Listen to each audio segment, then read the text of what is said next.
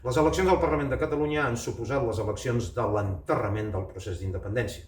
Però ara iniciem un altre procés, que és el procés contra l'ultradreta i el feixisme gràcies a la irrupció de Vox al Parlament.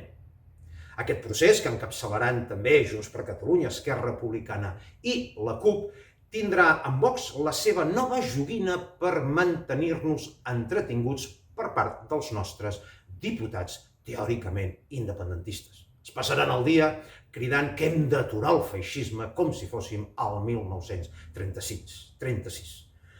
Anys i panys dient que calia superar el 50% de vots independentistes i ara que s'ha fet efectiu, només parlen de si serem més de dretes o més d'esquerres o si governarà aquest o governarà l'altre.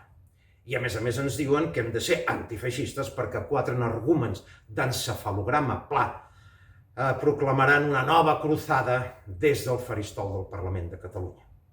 Per primera vegada es demostra amb dades oficials i irrefutables que existeix una majoria social a favor d'un estat català independent. I llavors què fan els partits independentistes? Demanar l'amnistia. Si el món ens mira, no entendrà res.